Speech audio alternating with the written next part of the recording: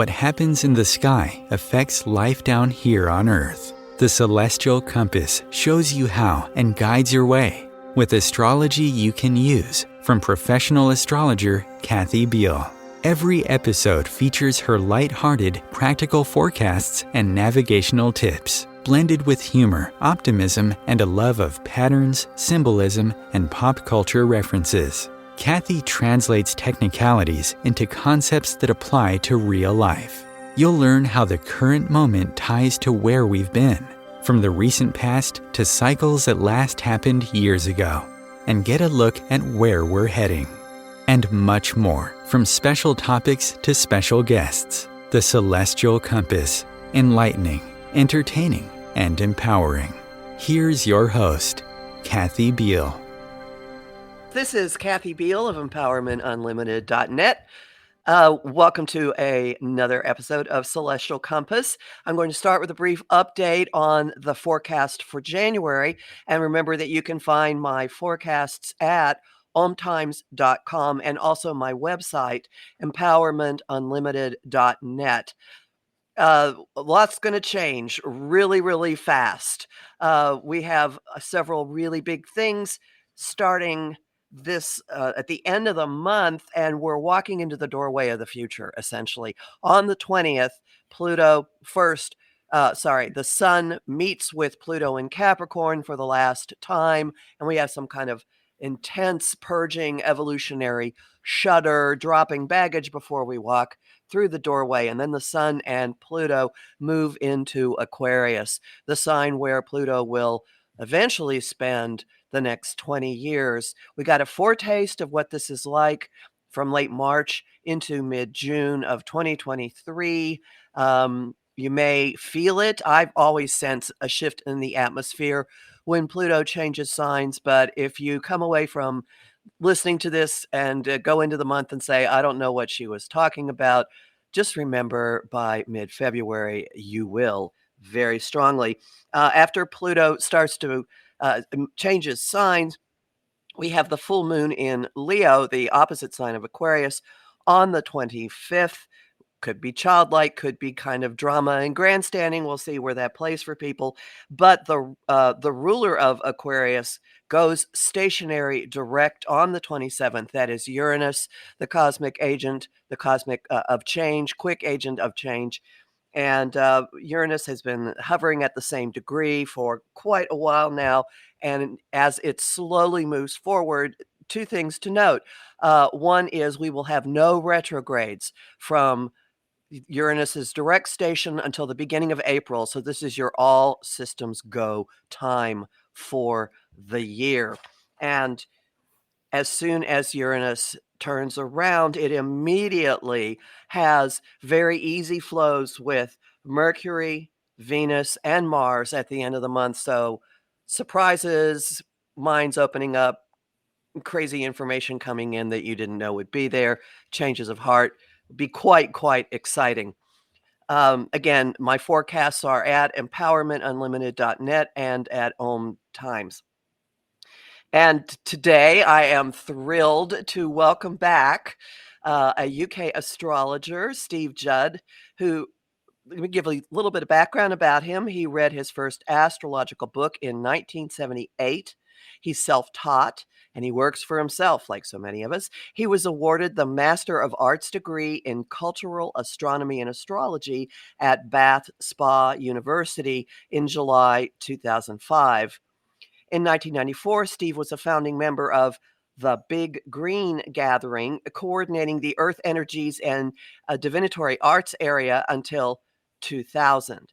Over 45 years, he has records of nearly 35,000 horoscope readings with a loyal client base, many of whom retain him for monthly, yearly updates.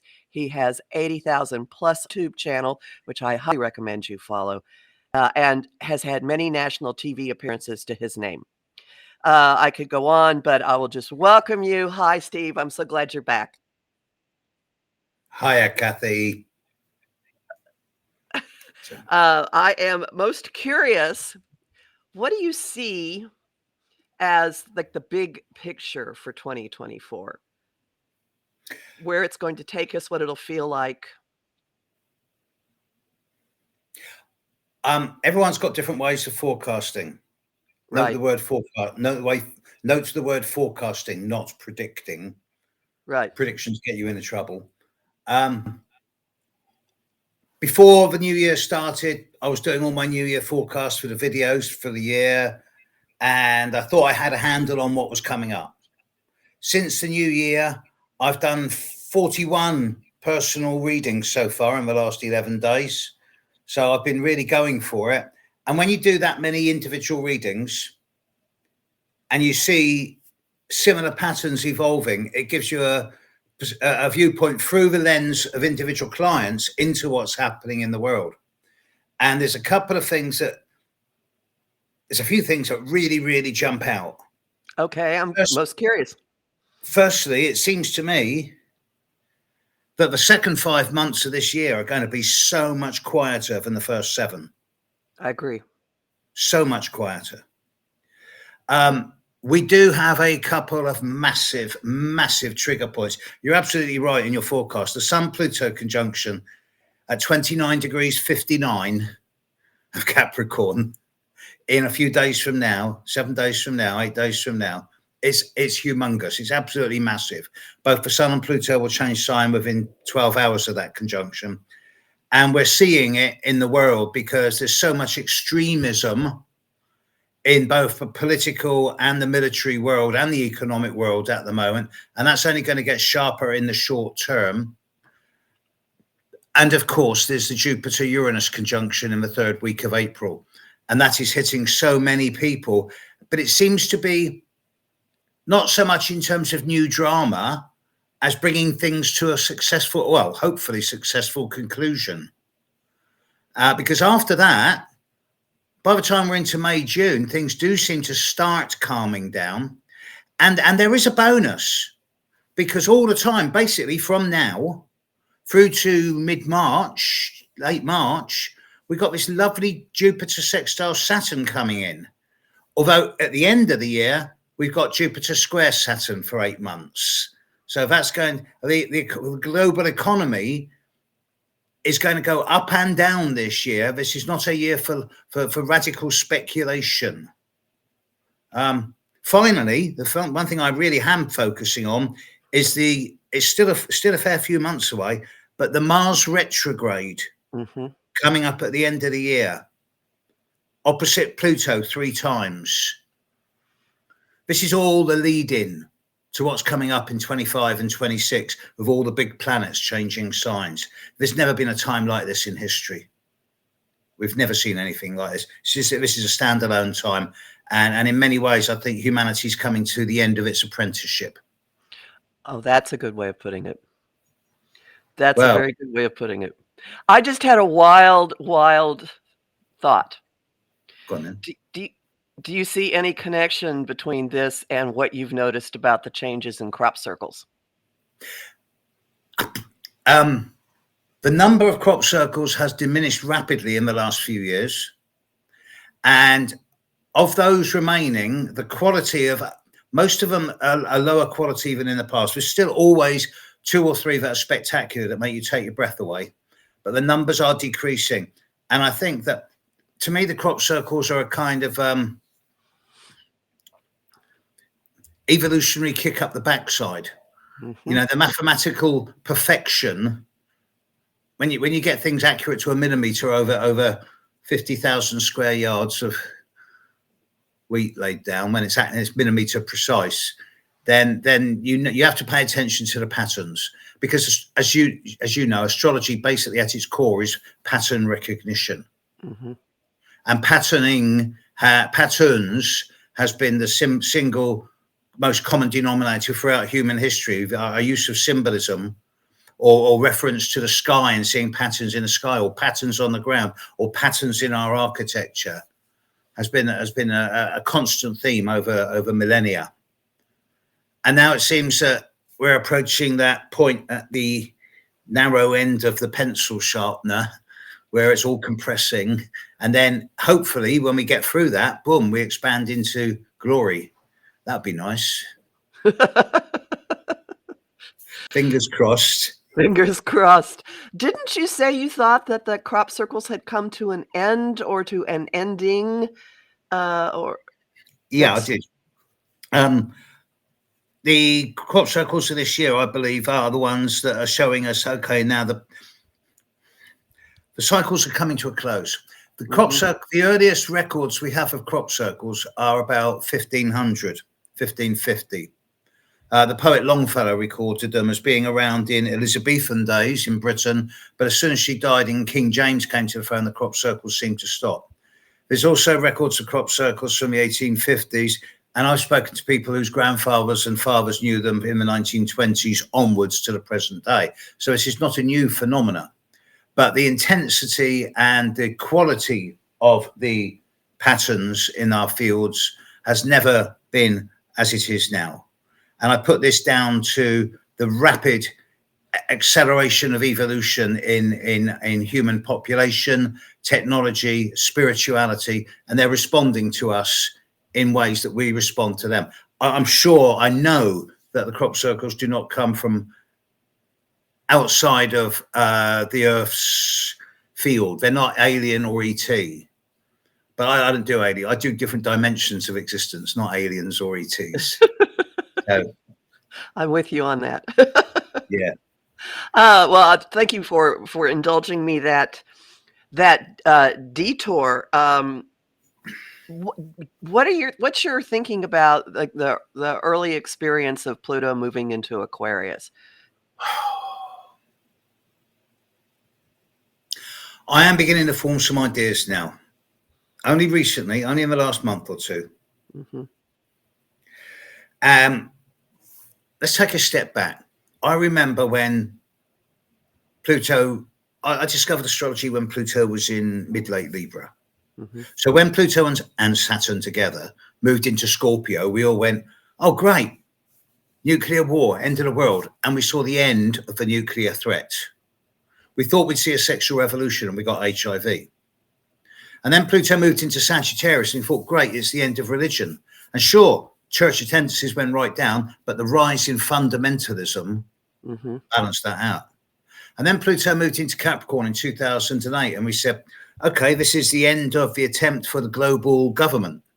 And instead now we've got global corporations that are taking over as much as governments or banks. I'm not into conspiracy theories. I'm far too old for that. But now Pluto moving into Aquarius, of course, it would be absolutely lovely if this was the harbinger of a much more broader global community where over the coming years, things like borders and nationalities and the difference between genders and races and ethnicities all gradually merged into one. And the idea of one species, one homogeneous species on the planet, as opposed to different everything, would be a lovely representation of Pluto and Aquarius. But you can bet your bottom dollar that I'm not going to name individuals, but, the corporates, the power brokers, the banks, the governments, all who have a vested interest in retaining a degree of influence or power in the lives of themselves, their country, their people, aren't going to want to lose any of their influence. And yet they're going to. And it's just a question of whether they do it willingly or kicking and screaming. History tells us they'll do it kicking and screaming. So I do expect a quite big upturn in the next year or two of radical action, both in terms of what we in the West see or are told to see as terrorism or something like that, or what other people might see as militarism. It's going to get messy, yes. But I am really pinning my hopes on the time when Saturn and Neptune have finished their journey into Aries, and Uranus is in Gemini, and Pluto's in Aquarius, and then Jupiter will be at 0 Leo. And, May 26, June 26, I really see this as a kind of crunch point. And it's like I've always been waiting all my life for this time, and perhaps a lot longer than that. It's a symbolic point where the decisions we collectively and individually make in the second quarter of 2026 are going to send fishing lines into the future for a very, very, very long time, for the rest of our lives and probably the lives of our children as well. I love that image. Fishing lines into the future. That's a beautiful, beautiful image. Magnets attracting positivity. Mm-hmm. Oh, there is great potential. I mean, if you think back in history, in the late 1700s, this transit saw the rise of the middle class, which was new, and the concept of democracy, also in France. Both of these happened in France, and it was messy. It was very messy. But yeah, I mean, it's going to set my chart off in the most astonishing ways. And I have to say, if you ask me what happened between late March and mid-June last year, I would say, I don't know, except for watching Chat GPT and people playing with AI images online. But in terms of my personal life, no. And many of my clients are still kind of in the dark too. But the more I get into astrology on the ground this year of consulting with people, same as you've experienced, it's just blossoming of, oh, this is what it means. Here is where this is going. Yeah. And rarely does astrology work to the day, although Uranus can actually do that. Mm-hmm. But I am very both anticipatory and trepidatory around this 19th, 20th of January time. It's such a surgical, sharp laser point. Mm-hmm. Sun conjunct Pluto at 29:59. You know, you just don't get stronger than that. Mm-hmm. And it could get very messy indeed. I hope not. And me and all my friends, we got candles going. We're just putting out the right energy. Right. Yeah, I know. I'm in a meditation group every week, does the same sort of thing. Like this, Yeah. keep it calm, keep it calm. Here we go. Yeah. Mm-hmm. Well, that you're right. I see it as it's like psychic surgery. There is something coming down on that day, and the last degree of every sign is the most extreme expression of it. And this is the last degree in the last minute. So we'll see what all of the really rich people in the world do on that day. Isn't it interesting? Just as an aside, there's one astrologer to another. Isn't it interesting how people with a lot of planets at 0 or 29 degrees of the sign show much more patterns of that sign than people with planets in the middle of the sign? You'd think that planets on the cusp would show both signs of a cusp, but you find people with the sun at 0 Scorpio or 29 Scorpio, they're much more scorpionic than people with the sun at 14, 15, 16 Scorpio. And that replicates into all the other signs as well. I don't know why that should be. But it is. I experience it too. I've observed it too. Yeah. I love, so many people say to me, how does astrology work? And I love it. Well, I love watching their faces when I look at them and go, I ain't got a clue. Because aren't you honest? if I knew how it worked properly, I wouldn't do it. Because I love the mystery. I love the part of it that's irrational and unexplainable. Having said that, I love working with it. I love the feel of it working through me. Or to be precise, to use my language, I love it when she flows through me. Because to me, astrology is a she. And it's not hippie woo-woo stuff, folks. I genuinely know this to be true. Astrology has life force and valence. It has a power of its own. It is not just an art and a science. It has life force. I totally agree. Thank you for phrasing it like that.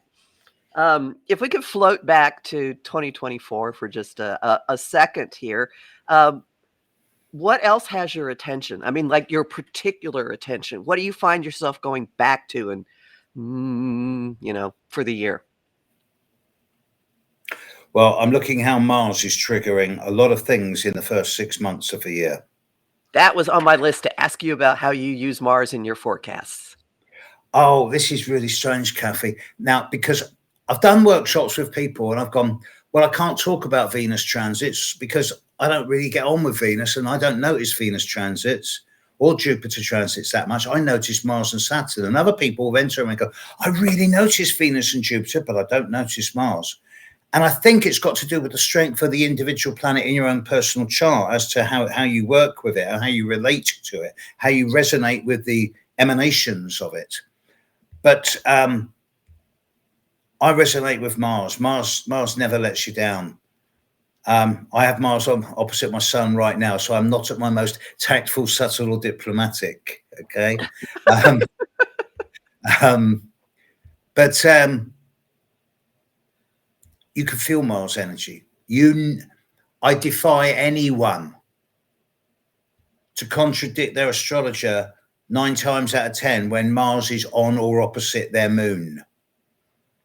You know that. Everyone knows. They may not know that Mars is opposite them on their moon, but if an astrologer says to them, okay, these dates Mars is on your moon, and then they get crabby or irritable or emotionally volatile, yeah, you know that one.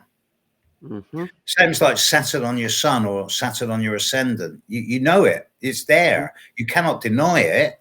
Of course, the astronomers, the scientists, the rationalists will poo-poo it and deny it, but that's, in a way, that's what they're there for. So Mars is doing quite a bit in the first part of the year. I mean, I personally do track it as a trigger. I was having a conversation with another astrologer about this last night. Once a degree gets sensitized, for example, an eclipse degree or the Jupiter-Uranus 21 degrees Taurus degree, every time Mars makes a hard contact to that, things move. Yeah, and there's going to be a Mars-Jupiter conjunction later this year around about 16, 17 Gemini. That's worthy of note as well. Oh, and what else is happening there? I wonder. That's where the first Jupiter-Saturn square is, 17. It is. Mm-hmm. It is indeed, yes. And that Jupiter-Saturn square, the Jupiter-Saturn trine sextile we have now is fire to earth. Water to earth. So it's quite harmonious. But the square will be in 2 mutable signs. And the relationship between Virgo and Gemini, it's such a paradox because they're so similar and so different. You know, one of them's always trying to logicalize and rationalize and sort things out, and the other one's always trying to do it properly and perfectly.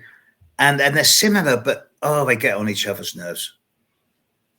So, yeah, I think that Saturn-Jupiter square at the end of the year is going to see a downturn in certain economic areas.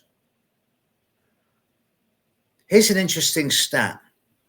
In May and June of last year, Britain powered more of its generating ability for electricity from wind power than it did from nuclear, coal and oil put together, which is impressive. Mind you, we do have a lot of wind off the British Isles. But slowly we are weaning ourselves away from oil. And that's only going to accelerate over the coming few years. Oil is a mainstay of the global economy up to date. So if the oil consumption goes down by 50% globally, which I expect it to over the coming 5 to 6 years, what will happen then? So I do think there's going to be a few economic shifts and changes. There's certainly going to be a lot of political changes with elections coming up in France, Britain, America in this coming year. It's a very turbulent time. And I do think in many ways, everyone and everything is jockeying for position to make the best of what's coming up in 25 and 26. And they're doing it unconsciously, of course, because they don't use astrology. Or admit to it. Or admit to it. Yeah, isn't that the truth? Yeah, it's revealing how much this is used in other places, in places that you wouldn't expect and they won't own up to publicly, but it's there. Oh, yes. Mm-hmm. And we're not going to talk about our individual clients in these areas at all. Oh, no. Some of those are quite revealing too. Yes. This is a good point for us to pause for a minute. So we're going to take a break and hang on, everyone. We'll be back in just a few minutes. Conscious media for conscious minds. Om Times. Host your show on IOM FM, the radio network of Om Times Media, one of the more recognized brand names in the conscious community, and is backed by the extensive marketing reach of Om Times. Hosting a show on IOM FM immediately connects you with our extensive dedicated community. Want help with your own celestial compass? Visit my site, empowermentunlimited.net, for Astro Insight forecasts for each week, month, and new and full moon. Want to explore the personal impact? Make a decision? Understand another person? It is possible. Click the Services tab to book a personal session with me. That address again? empowermentunlimited.net. Ascending Hearts is no ordinary dating site, but a spiritual dating site with a purpose, to link you with your soulmate. We engineer the serendipity so you can trust that you will attune with someone that has the same matching vibration as you. Ascending Hearts, the conscious dating site for the spiritually aware. Try Ascending Hearts for free. ascendinghearts.com. If I could be you, and you could be me, for just 1 hour. If you could find a way to get inside each other's mind. Walk a mile in my shoes. Walk a mile in my shoes. Walk a mile in my shoes. We've all felt left out.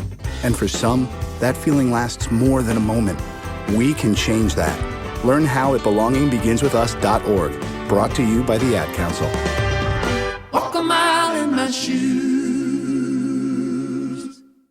And welcome back to Celestial Compass. We're talking today to Steve Judd, an astrologer based in the UK, who has wonderful, wonderful insights into humankind, the planet, the world at large. And we've been talking a lot about what's coming up in 2024. And we had started to talk about the role of Mars and you using Mars in your forecasting. And I noticed that when I was listening to I think forecasts for different signs that you had put up on your YouTube channel, and you mentioned particular dates when Mars was going to touch various things. And I thought, I don't do that. Isn't that interesting? So I wanted to ask you to elaborate on what you see. What is Mars's journey? It's really active through about July, right? Yeah, and then it starts to slow down. It's lovely when you can step outdoors in the evening and go, there's Jupiter, there's Saturn, and then 5 a.m. in the morning, there's Venus. And if you're very good, you can see Mercury right now as well, just for a few days. And of course, you can't see Mars at the moment because it's too close to the sun.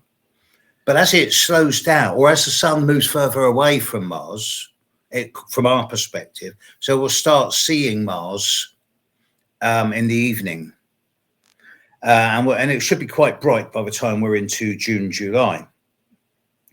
Mars has a 2-year orbit approximately, but that doesn't mean it spends 2 months in each sign. No, it spends an average of 6 weeks in each sign. And then as it slows down or speeds up, there's 1 or 2 signs it will spend a long time in. It's going to be nearly 7 months between the start of Leo and the end of Cancer over the end of this year. So those people born in the last 5 days of Cancer and the first 5 days of Leo, you're going to get energized at the end of this year. You can use it or it can use you. If you use it, you'll become dynamic, projective, assertive. If it uses you, well, bumps, bangs, burns, bruises, broken bones, Mars passing through a sign, average 6 to 8 weeks. During that time, it will pass over the sun sign position of everyone in that sign. And the echoes of that will resonate a week or two each side. So it's a fair bet to say that when Mars moves into a sign, then every member of that sign is going to get a 1 to 2% energetic increase most of the time. And when Mars is actually on your sun, you can actually get a great deal more done. Your energy levels should be up by 5 to 10%, which is very noticeable. You can get a lot done. And you can also get hot-headed, impulsive, rash, volatile, and accident-prone and clumsy. It's an old one from astrology, very old, but I still say it. When Mars is on your sun, don't play silly games with sharp metal objects. Because Mars is red, it rules iron and the blood. So you can really damage yourself. So you have to be cautious. But again, the planets impel, they don't compel. You have the freedom of choice. You can just blank the whole lot out and ignore it, as many people do. And the planets will still have an effect, but nowhere near as much as if you were actually taking notice of them. So there is a cause and effect thing here. If you choose to deliberately work with astrology, it will have a far more greater effect upon you than if you choose to ignore it. Which is another reason why I say it has valence and life force. Do you have any thoughts about Mars meeting Pluto in the middle of February? Valentine's Day here in the U.S. I don't know if it's 15th. Well, if you hide under the bed will probably collapse on top of you. That's a good way of putting it. Right. But I will not be going out partying that night. And I would advise most of my friends to actually be circumspect and count to 10 at that time, because Mars conjunct Pluto has the subtlety of a sledgehammer. In fact, that's a really good analogy, because with Mars conjunct Pluto, you can either be a blunt, red-hot sledgehammer or a sharp, focused homeopathic laser. The choice is yours. Incisiveness can sometimes be a lot more acute than hitting something with a sledgehammer.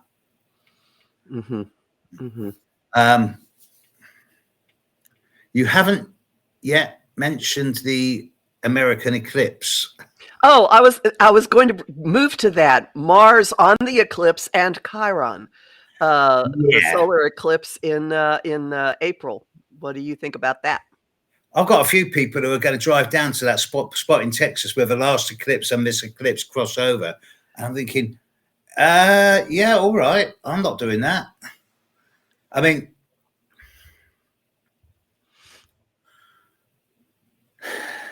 viewed from a more, not mystical perspective, but perhaps slightly magical perspective, when the moon is at the right distance from the Earth and in the same degree of latitude and longitude as the sun, it will completely cover the surface of the sun.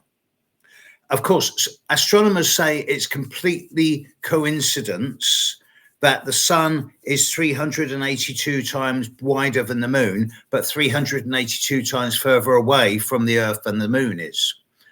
Because if that wasn't exact, we wouldn't get total eclipses. The light of the sun will be obscured. The light bringer, the life giver, will be shut off from us for a few minutes, or at least people on the eclipse path. Having experienced a total eclipse in England in 1999, you see the animals, you see all the birds land, the animals gather together in circles, and humans will drum or light fires to keep the energy going. But the light of the sun is cut off from us. We are occluded. And it's quite a scary thing, because it's like, if that were to last a lot longer, everything and everyone would die. We take it for granted that the sun will rise every morning. And of course, it's because the Earth is spinning that happens. But without the sun, we wouldn't be here. So when there's an eclipse of the sun, I think it's a time to celebrate the dark within ourselves. Just for a brief moment of time, to get in touch with the dark, because if you can't deal with the dark, don't deal with the light. Dark isn't negative, it's just dark. And Pluto, of course, and to a lesser extent Chiron, is the gatekeeper of the dark. So I consider myself a dark worker as much as a light worker. And as astrologers, sometimes it's our job to go into other people's darks and pull them out. Mm-hmm. Not to heal them, because otherwise they get addicted to us. We're not healers. We're catalysts. Right. I agree completely. We empower them to do it for themselves. Mm-hmm. Mm. So what do you make of the fact that Mars is going to be in the dance when this happens in April? The ruler of the sign will be there in the sign. Not subtle, but I say. Mars is going to be in Aries on that eclipse, isn't it? Yeah, right. On the eclipse. See, I've been telling people it's like we're all going to have IV drips of energy drink. Let's put it this way. I wouldn't want to be near any fracture lines. Okay? Because I imagine there'll be a degree of volatility at the geophysical level in one or two spots on the world. Mm-hmm. And it is a fact that Jupiter-Uranus interactions are big signifiers of geophysical activity. Earthquakes. I know this to be true. So April is a big time for that, since we have the eclipse on the 8th and then the exact of the conjunction on the 21st. Yeah, I shall. Yeah, I'm going to be the other side of the world at that time. So I shall be. I don't know. I'm just. There's an advantage to being older, Kathy. I'm now well over 3/4 of the way through my life. So my relationship with mortality is becoming more and more of a daily thing. As a result, I care less and less about not how long I live. Well, I do. Of course, I care about how long I live. I've got things to do. But death doesn't scare me so much now as it would have done 10, 15, 20 years ago. The method of my death is going to be a bit interesting. But to me, death is just a transition of consciousness. Mm-hmm. And I'm not exactly looking forward to it, but I'm in no rush. But when I get there, I will go willingly, knowing that I'm heading into a vastly expanded perceptive field. The next grand adventure. Yeah. Yeah, it's quite exciting, really. Mm-hmm. I know a lot of people will look at you and go, "You're absolutely crazy. What are you on about?" But they're the people who are so caught up in the material world that death is fearsome and scary. Mm-hmm. And then there's all the people who I better be careful how I say this. There's the people who believe what they've been told over millennia, that when you die you go to heaven or hell. Got it. Mm-hmm. I say nothing on that apart from the fact that I choose to disagree with those ideas. They're just ideas. So, and what's lovely is that in this last 10 to 15 years, just since the internet's really taken off, astrology has really come into its own. 20 years ago, what do? I'm an astrologer. Oh, you don't believe that rubbish, do you?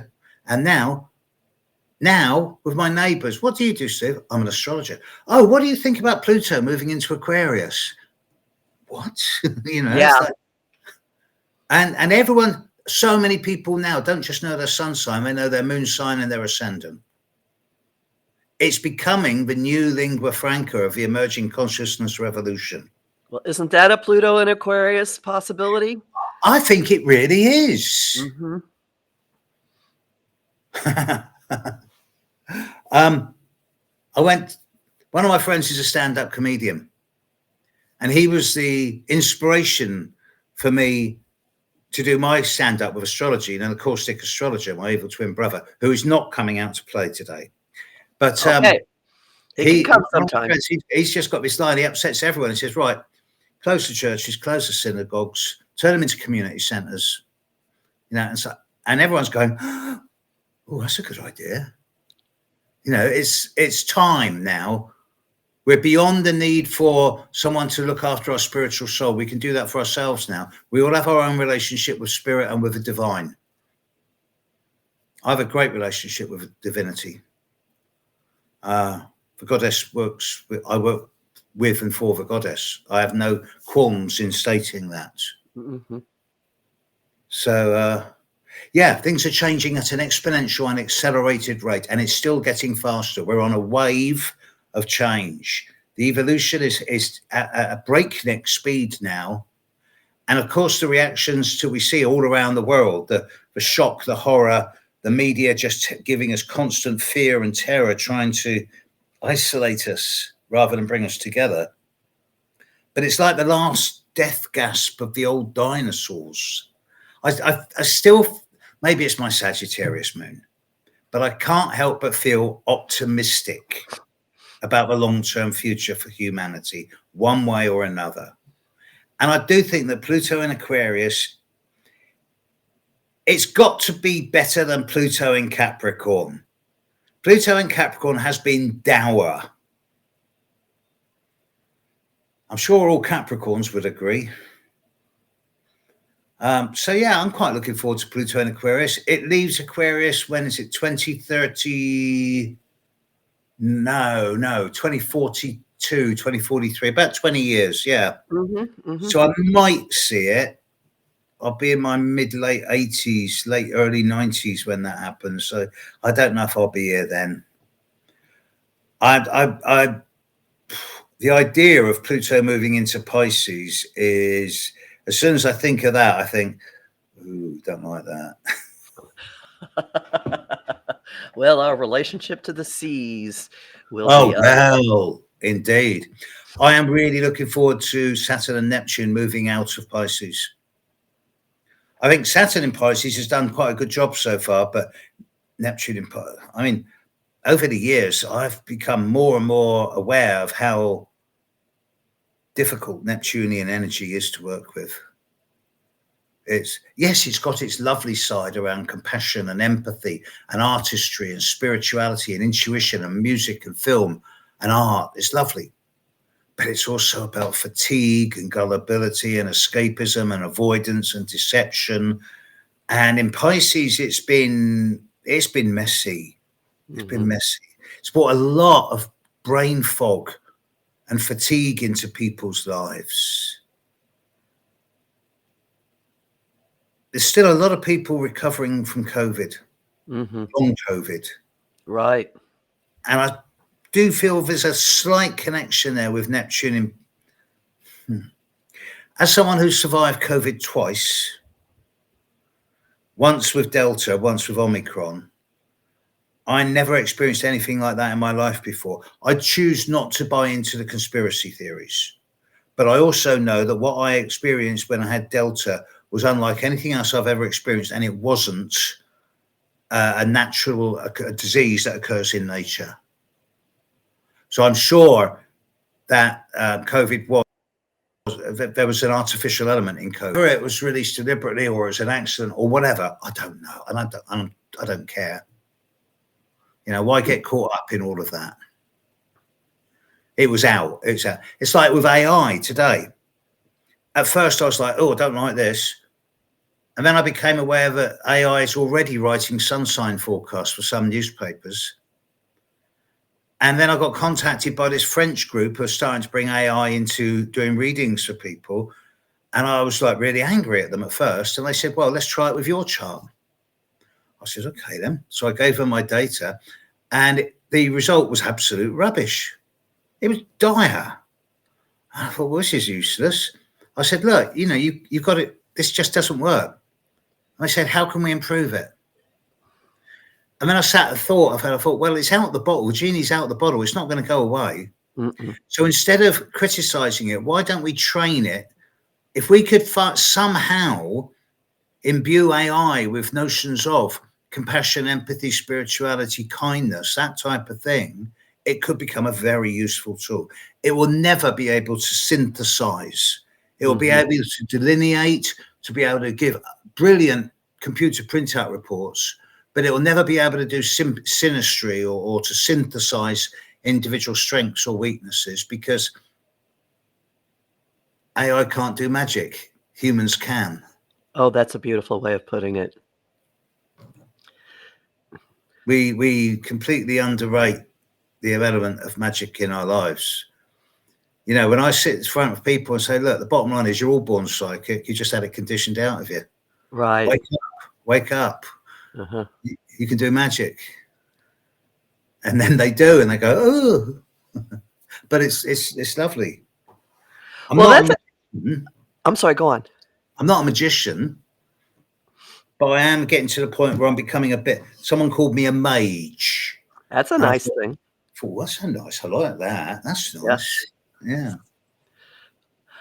This is a good lead into, speaking of synthesizing, pulling together a couple of things that you've been addressing. In September, we have the first eclipse in the Virgo Pisces group, and it has it's a lunar eclipse in Pisces, and Neptune is conjunct the eclipse. Have you thought about this any? I can't help but feel that Neptune in Pisces, and to a lesser extent in Aquarius before it, is a kind of astrological significator for the accelerating environmental destruction that's going on. Oh, that's interesting. And as Neptune reaches an end, draws towards the end of Pisces now, we're realizing that actually there is no way back now. There is no way back. It's too far gone. The planet will not cool down again in our lifetimes or our children's lifetimes. So they can bluster and talk about and promise all they want. But even if they just turned all the smokestacks off now, all of them, like now, still wouldn't work. And they won't do that. Money. So what's the option? I'm sure the rich will be thinking, I could go and live on a space station. But good luck on that one. Other people are talking about genetic modification, change our bodies to adapt to the environmental changes, which is a bit too sort of cyborg-like for my liking. Part of me is really glad I am the age I am. Mm-hmm. But then when I talk to my granddaughter about this, she goes, yeah, but we can do this and we can do that. And they've got the enthusiasm and the vitality and the drive and the hope of youth. Mm-hmm. And I don't want to disenchant them. So I want to push them forward because they can make a difference. I love the fact that 90% of people in the world now who know their sun, moon, and ascendant are under the age of 25, 30. You know, it's a young person's, it's becoming more and more of a young person's thing. Great. My techie guy, he looks at my YouTube stats. He goes, most people are viewed by everyone between 18 and 25. Most of your views come from people older than 60. You're completely bucking the trend here. But then that's astrology for you, because astrology imbues not just knowledge, but wisdom. Mm-hmm. But it is getting into the younger generation, and they are the best hope for this planet. Because they're entering the area where they can vote and they can spend money. And the more they do it according to their ethical philosophies, I retain optimism. I do. But boy, it's been a long 68 years, if you get my drift. I understand. And I share your optimism. I have a 29-degree Jupiter. So how could I not? Yeah. One other thing about the eclipse in September with Neptune on the moon, and that is, do you think that might have something to do with starting the wrap up of what Neptune in Pisces has meant? That eclipse in September. Yeah, 25. Yeah, it's close, isn't it? It's very close to Neptune. Yeah, 2 degrees away. Yeah. It's also very strongly trine Uranus and weakly square Jupiter. That's going to be quite a big eclipse. But then what do eclipses do? You know, opinions change on eclipses. Eclipses of the moon are much more common than eclipses of the sun. So a lunar eclipse opposite Neptune, square Jupiter, trine Uranus, it's just going to act as some type of trigger. It's going to dissolve a lot of old ideas around environmental management. Mm-hmm. But it's also going to, with square Jupiter, it's going to promise lots that won't be delivered. But with a strong trine to Uranus, very strong trine to Uranus, the strongest aspect is that, then as the old fades away, so the new has got room to come in without negotiating old baggage. You can't bring in new things unless you let go of the old first. And that's where a lot of people go wrong. They just want to move from one safe zone to another. Yeah, good luck. Yeah, doesn't work. You have to let go of the old before the new can come in. And that's a scary thing for a lot of people. But as astrologers, we have to encourage them to do it, to feel the fear and do it anyway. And afterwards, the older they get, the more I look back and go, well, somehow I've always put food on my table, clothes on my back, roof over my head. I must be doing something right. Mm-hmm. So it's strange that as we get older, we get more open to taking chances at the spiritual and psychological level, just as the body's beginning to go, oh, I don't want to do this anymore. I'm getting old, So it's a trade-off, wisdom and experience versus the abilities of the body as we age. Another good way of putting it. Oh.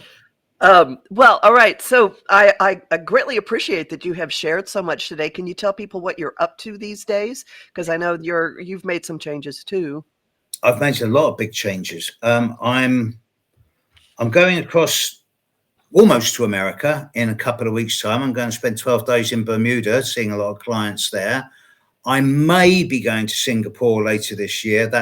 I am going to Tasmania, but that's for a private function. I do have something very big. I've got a couple of books on the go, new book of transits, and a book on Mercury. I do have something else very big, biggest thing I've ever done in my life. And I cannot breathe a word of it. Mm-hmm. I've got 3 or 4 people working with me. We've all signed NDAs with each other. It will be released to the world in May 26, May 25. Mm-hmm. And beyond that, I'm not saying a word, but it's going to be my legacy. Ah, that's exciting. Yeah. And you're teaching, right? You're still teaching? Oh, God, yeah. Every year I say this will be my last year of teaching. Still doing it. Beginner's course starts end of February, 6 weeks on the polarized of the signs, Aries, Libra, and then 6 weeks on the individual planets, and then 6 to 7 weeks on the aspects, and then the intermediate with things like astrocartography, nodes, synastry, midpoints, that type of thing. And then the advanced course in September, which is basically how to utilize and get the best out of transits and progressions, how to actually make astrology work for you and how to read a chart.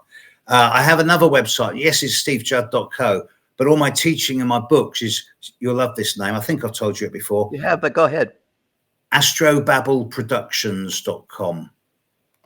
It's a great name. I agree. That's what I babble about astrology.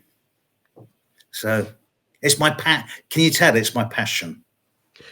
Yes, it comes through quite clearly. So would you repeat the names of your websites again, the addresses, so people can look? stevejudd.co, and astrobabbleproductions.com. And you have a YouTube channel as well.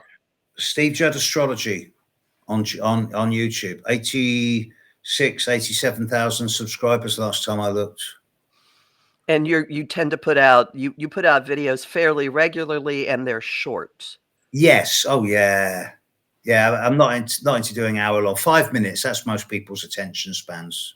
And I'm going to be doing a lot of videos in this next couple of days. By the time this broadcast goes out, there'll be a few more up there. Wonderful. And I know we're running out of time, so I just want to say this. Please. Thank you for what you've done for astrology by pushing it out there in broadcasts like this. Oh, thank you so much. Well, it's people like us who are putting astrology into the world. That's true. Well, I've been translating it for the mainstream since high school and trying to normalize it and say, here, this is. It was during the Saturn Uranus activity in the late 80s that I started writing for a regular newspaper. The heading was "Why This Year Has Been So Weird," and it just went from there. So Fine. put it in the terms people can get, because they know something's going on. Don't you get messages from people who are not into astrology saying, "What's happening? I know something's happening." It got cut out, and we lost it, and we're back. I don't know what happened. And we're back. All the time. And I just say to them, ask yourself. Look inside. Ask yourself. If you're not going to come to me for a professional level, then if you're either going to commit or you're not. And if you're not, then fine, just ask yourself. That is a great ending point. I thank you so very much for your time. I really appreciate you sharing all your wisdom and good humor with us. And thanks, everybody. Hang on, and we'll talk to you again in February. Bye now.